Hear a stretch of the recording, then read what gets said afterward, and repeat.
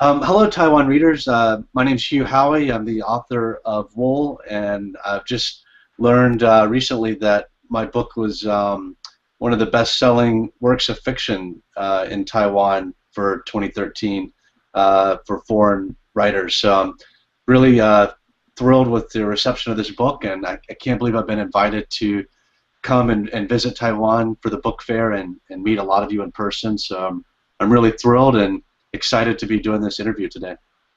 So would you please just tell us, is this your first trip into Asia, and what would you expect to see in the TIBE type here in Taiwan for 2014? Yeah, it's my first trip to Asia. I set out to go to Hong Kong years ago, but I was on a boat and we didn't make it the whole way. So it feels like an unfulfilled dream that I never got to that part of the world. Man, what I hope to see, the people, my publishers, the readers, the booksellers, my translator. For me, travel is always about seeing people first. The number two thing travel is about for me is the food. So I can't wait to try the food in Taiwan. And I know the fair is right beside a really one of the tallest buildings in the world. It was the tallest building in the world. So I'm going to see if I can maybe climb the stairs there just to feel what people in my book felt going up and down the stairs all the time. Mm-hmm. So how do you like the Chinese food? I love Chinese food, but I've had some great Chinese food in San Francisco and New York, but I was just in Italy, and even though I eat a lot of Italian food here, there's something different about eating the real thing in the real country, surrounded by the culture and the people. So I have a bad feeling I'm going to come to Taiwan and it's going to ruin Chinese food for me when I come back to the States. I'm going to, now when I eat Italian food here, I'm like, it's not quite the same. So. So you just mentioned that you have been on the boat for years, and that's why you've been quite near to Hong Kong. So people here in Taiwan are very curious about your experience on the boat. So would you please share with us about that period of time and your experience on the boat?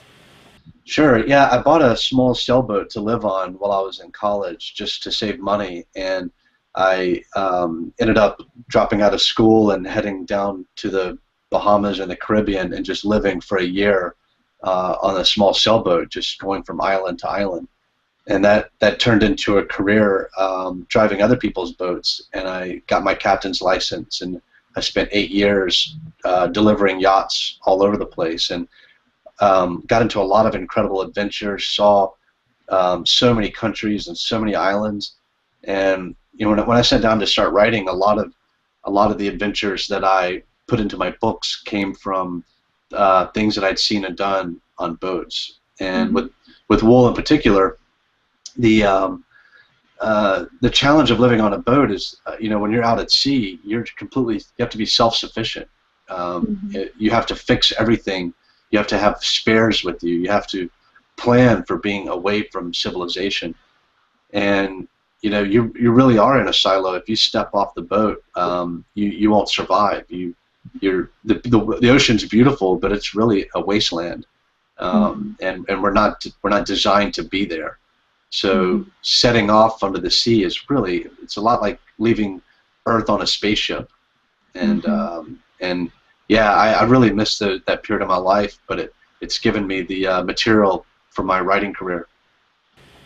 So you just mentioned about the self-efficient part, living on the boat. So I'm thinking about, is that the seed of the story of Wool?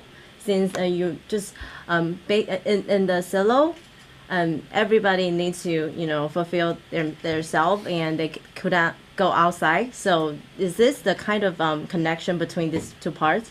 Yeah, that's one of the world building aspects of the story came from being on the boats. Also, traveling by boat, the story really is about what it's like for a people to only have one view of the outside world, and that view to be a very negative one. And when I saw the world by boat, it was different than the world I saw when I moved in to a house with my wife and stayed in one place, and I was now I was relying on the news and the 24-hour news channels, and the world they showed was very different than the world I felt like was really out there. And I wonder what this does to a people to be trapped in one place in their life and have a screen like the internet or a newspaper or a TV telling you the world is a bad place. Don't feel hope, don't dream, don't go explore it yourself. Just live in fear. And that's really what the story's about. So do you think the experience living on the sea is why make you so different from other authors? How do that kind of experience influence you and your stories? That's a good question. You know, I think every author is unique because they all have their own lives. They have all the books they've read, all their influences. I think one thing that I have valued about my past is that I've absorbed stories from as many different mediums as possible.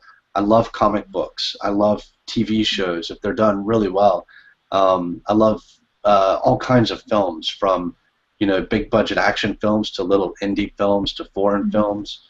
I've just gone through life really with my eyes wide and with like childlike enthusiasm, and I traveled the same way when I was living on a boat. Every place that I pulled into and every sunrise that I saw, just I allowed that to move me as much as possible. And but I think all writers are unique. We just pull from a different childhood and a different past and a different collection of stories that we've absorbed.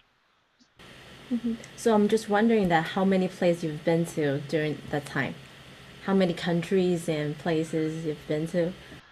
Well, man, it's hard to count, but when I went through the Caribbean, every island, a lot of them were all individual countries, so you spent a lot of time going through customs and immigrations. I did a trip to Barbados one time, and we probably went through 12 countries to get there, and going through Central and South America, and but I've barely scratched the surface. There's so much more of the world I want to see.